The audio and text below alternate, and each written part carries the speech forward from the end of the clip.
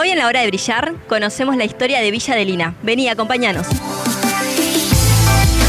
Estamos acá en la estación del barrio de Villa Adelina con Mónica. ¿Cómo estás? Hola, ¿qué tal, Ludmila? Bueno, un gusto estar con ustedes acá en esta localidad tan querida por mí. Sí. ¿Podés contarme a qué te dedicas? Bueno, mira, mi nombre es Mónica Pastorini, yo soy licenciada en psicología, ya tengo mis años, pero mi gran hobby es la historia. En este momento soy presidenta de la Asociación de Historiadores del Fondo de la Legua, que es una asociación dedicada a profundizar, a investigar la historia de estos barrios, Boulogne, Villa Adelina, Carapachay. ¿Me podés contar qué historia tiene esta estación? Bueno, mira, yo te diría lo siguiente. Primero te quiero contar algo.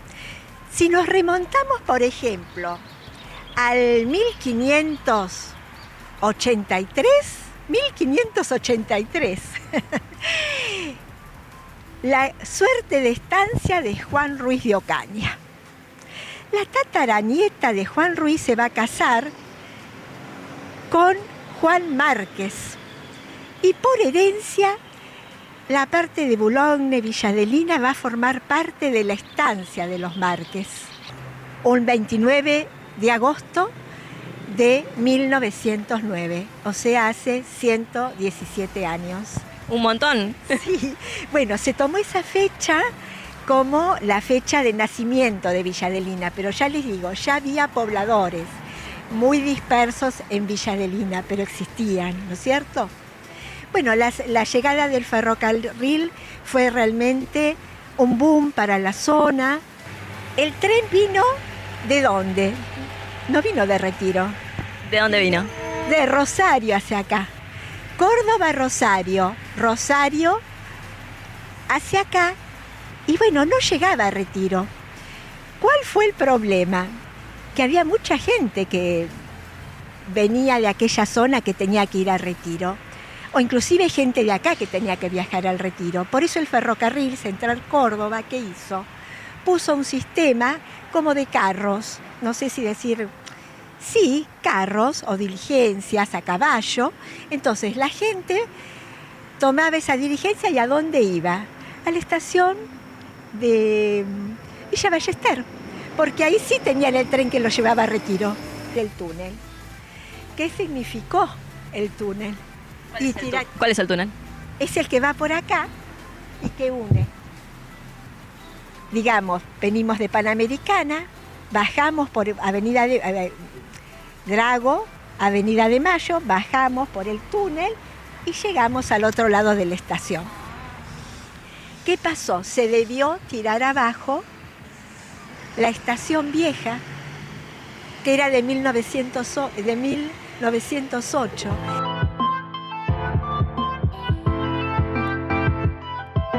Bueno, ¿dónde nos encontramos ahora?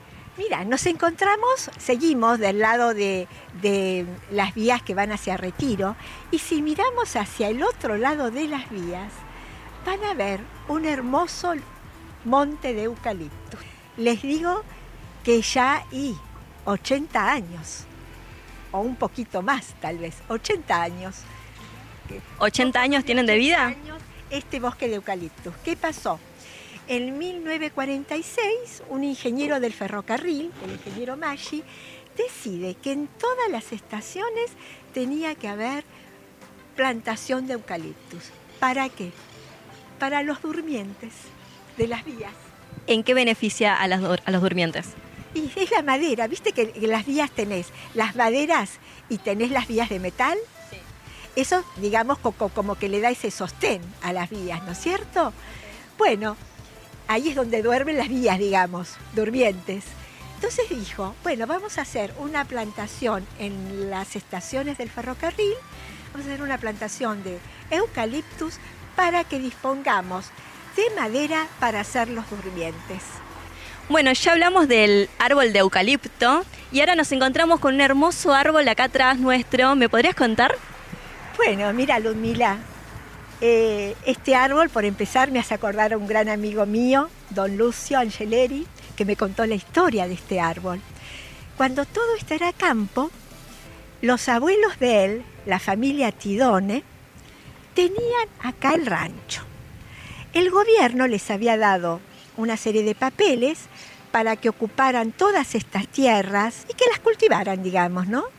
Así que, bueno, ellos vivían acá. No sé exactamente dónde estaba la casa, lo que sé que en el patio de la casa habían plantado este pequeño arbolito, una magnolia. O sea que esto era todo campo verde. Un arbolito chiquitito, nada. Y todo ese campo, prácticamente hasta Munro, formó parte de la propiedad de don Ponce de León. Don Ponce de León tenía, allí donde está justo la terminal de la línea 71, un caserón muy importante al estilo inglés, con sótano, con planta baja, con primer piso, muy importante.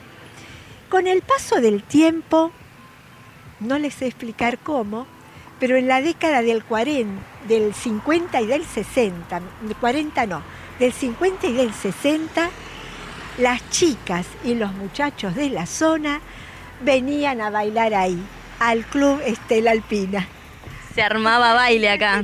Se transformó en un boliche bailable. El Estela Alpina dejó de funcionar y en el lugar, como seguía existiendo la casona, comenzó a funcionar una escuela, la que va a ser actualmente el Colegio Italiano, que está en la calle Soldado de las Malvinas. Acá es el origen del Colegio Italiano. Acá en la esquina había un bar muy importante, se podía comer también, yo diría, no sé si decirles bar, pero también con la posibilidad de comer algo, que era el Rivero. El Rivero fue expropiado en 1987, cuando se decide hacer el túnel. ¿Por qué? Porque hubiera quedado justo en el camino donde doblan los colectivos, los coches, por este lado del túnel. Y acá atrás nos encontramos con un molino. ¿Qué me puedes contar de su historia? Ah, Ludmila, qué historia. Bueno, vos sabés, por supuesto que el molino es testigo de una villadelina en tiempos rurales, digamos, ¿no? Que esto era campo. Pero yo diría que ya un poco más avanzado estaba el pueblo. Tal es así que acá tenía su casa la familia Marchesotti. Y la familia Marchesotti va a tener una gran extensión dedicada al cultivo de flores en la zona,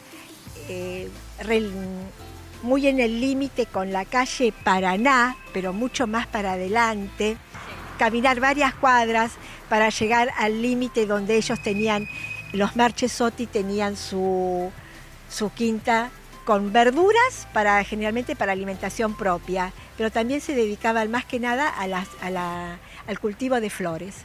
Y uno de los hermanos puso acá la carnicería La Luchadora. ¿La carnicería La Luchadora? Con el molino, obviamente no había agua corriente.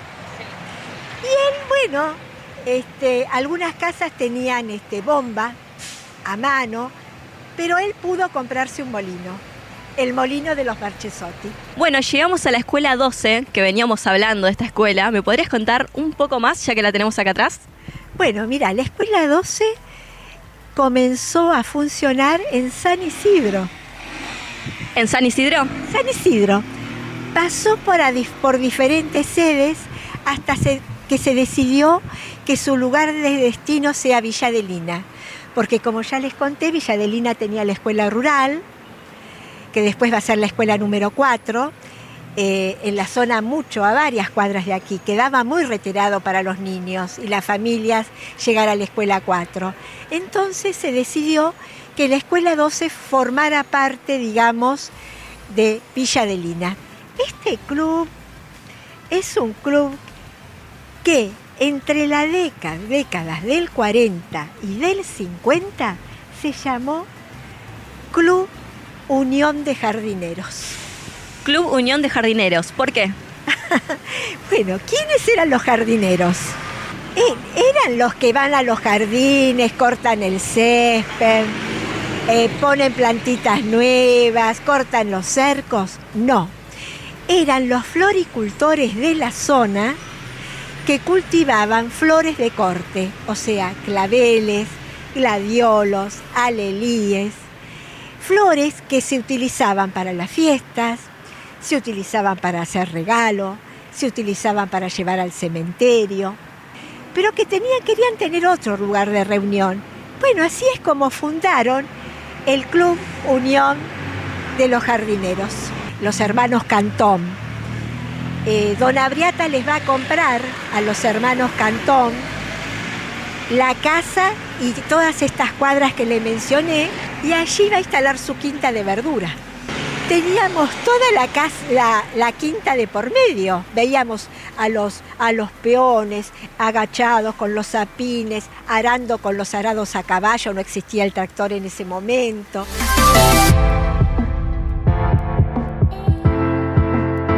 Bueno, llegamos a un colegio y a una iglesia que me imagino que los conocés muy bien. Bueno, efectivamente, Ludmila, este colegio es mi segundo hogar. ¿Por qué? 34 años trabajé allí. Toda una vida. Me emociona pensar esos 34 años trabajando acá. Bueno, el colegio, miren, les cuento un poquito.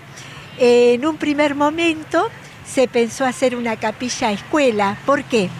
La gente que quería bautizar a los niños, que se quería casar, que quería ir a la misa, la iglesia más cerca que tenían era Santa Rita, era lejos. Entonces el obispado decidió hacer una capilla y decidieron hacer una capilla escuela, con la idea que de esa capilla después se haga una escuela parroquial. ¿Cuáles eran los proyectos? Poder hacer un templo más grande, porque la población iba creciendo. Se ve que es grande. Sí, claro. Y por otro lado, el objetivo de hacer una escuela. Bueno, tal es así que los padres teatinos lograron los dos objetivos.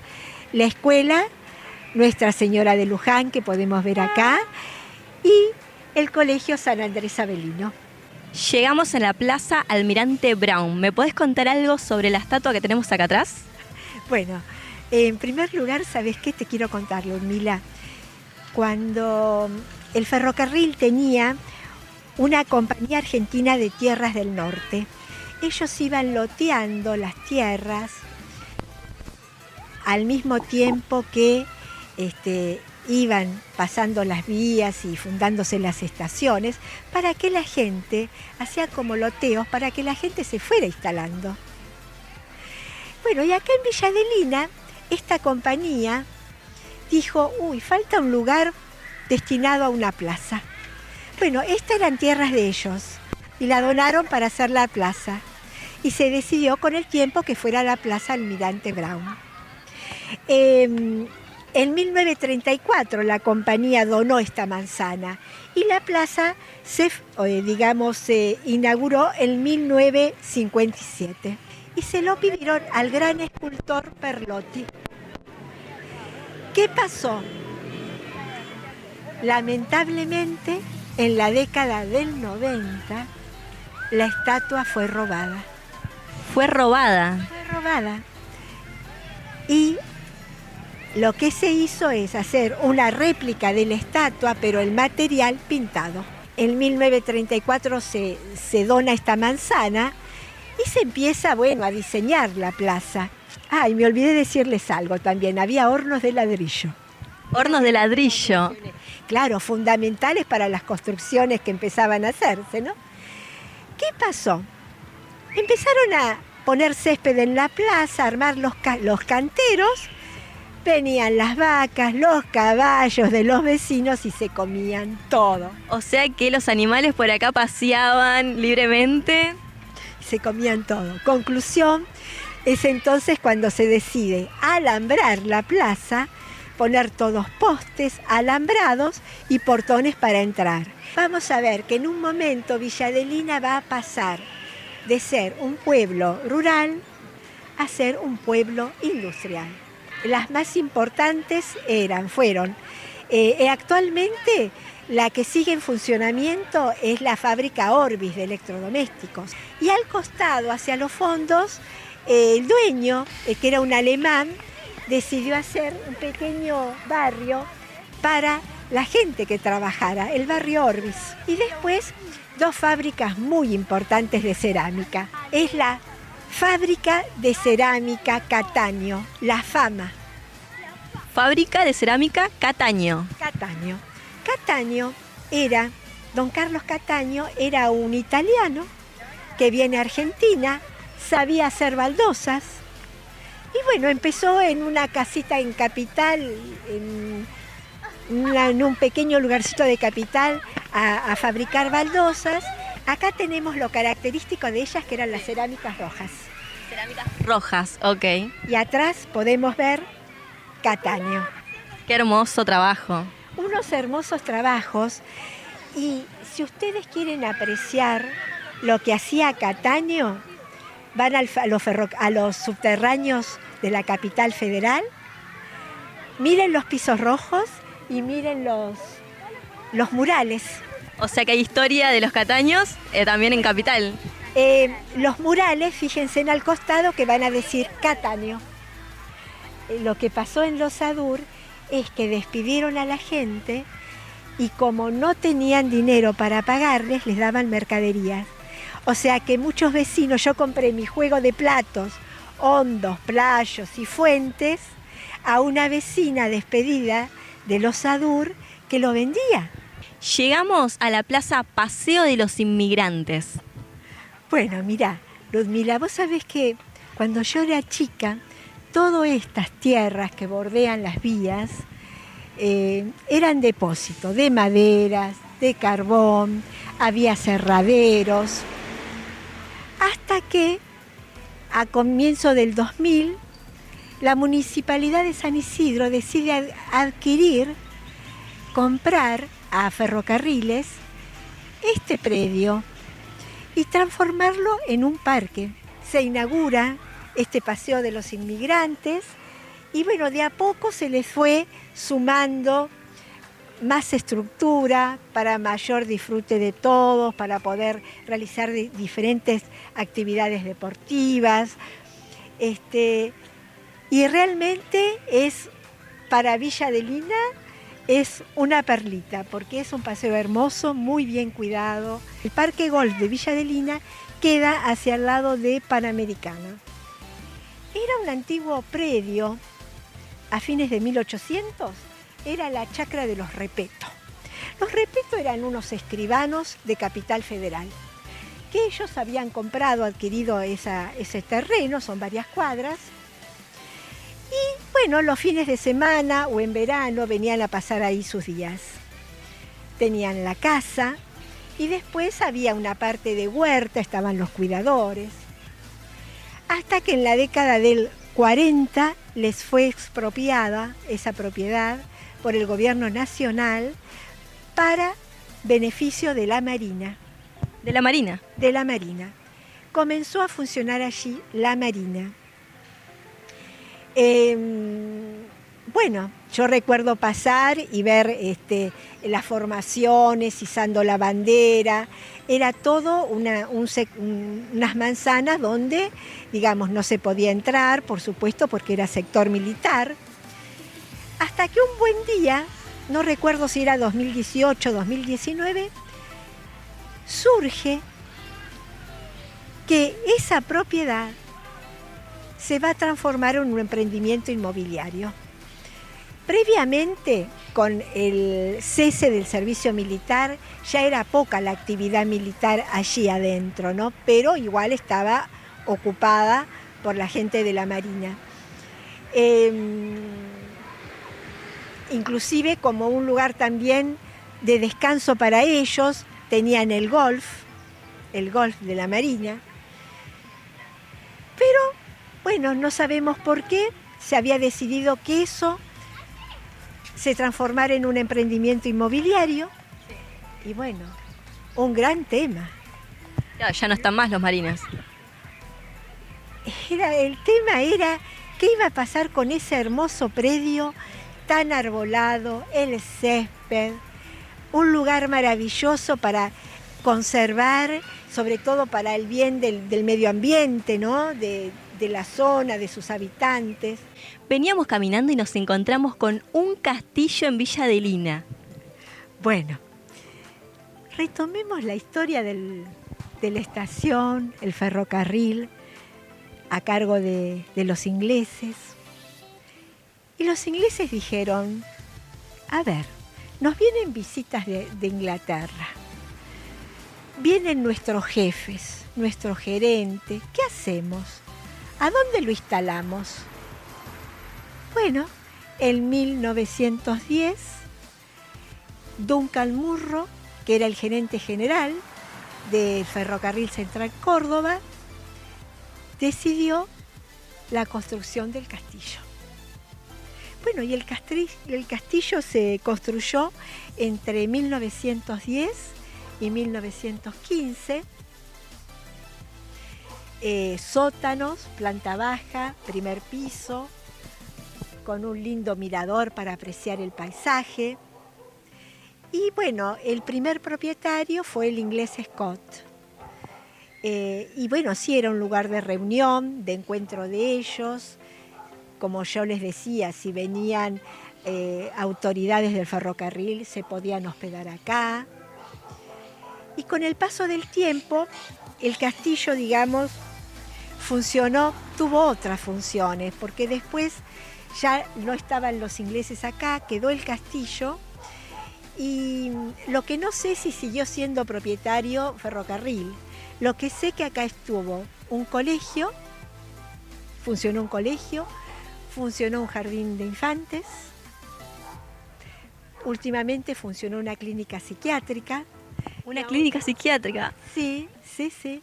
Y bueno, últimamente por lo que vemos está deshabitado, así que no se sabe cuál va a ser el futuro para este castillo Scott, ¿no? Que realmente es una construcción hermosísima, estilo Tudor, y bueno, muy señorial, digamos, dentro del ámbito de Villa Adelina. Lo ideal sería que, bueno, que tenga alguna declaración de patrimonio, porque realmente es muy bonito, tiene su antigüedad. Mónica, ¿sabes qué más quería preguntarte? ¿Por qué se llama Villa Adelina? Ah, qué pregunta interesante, Ludmila. Y vos sabés que no es casual que estemos acá en la construcción que el gerente general de Ferrocarril Central Córdoba mandó a construir. Duncan Munro. Él era, digamos, dentro de lo que era la jerarquía del ferrocarril, la persona más importante. Y cuando se creó la estación de Villa Adelina, ¿qué dijo? La estación tendrá el nombre de mi nieta. ¿El nombre de la dieta? Bueno, él era de origen escocés y la nieta nunca vino a Argentina, pero él como que quiso homenajear a su nieta que la tenía tan lejos, poniéndole el nombre a la estación. ¡Qué lindo! Pero vos sabés que hay otra corriente de historiadores que hablan de que mucho antes de la llegada del ferrocarril, ya esta zona se la llamaba el paraje La Adelina. Bueno, Mónica, contanos dónde te podemos seguir. ¿Tenés redes?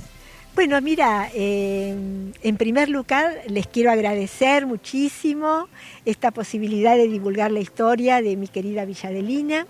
Y por otro lado, como presidenta de la Asociación de Historiadores, los invito a que en Facebook, Historias de los Barrios del Fondo de la Legua, bueno, lean nuestros relatos y conozcan un poco la historia de Villa Adelina y también de otras localidades que rodean a Villa Adelina, ¿no? Así que bueno. Buenísimo. Muchas gracias a vos. Excelente. A ustedes. Hasta acá llegamos conociendo la historia de Villa Adelina. Nos vemos la próxima.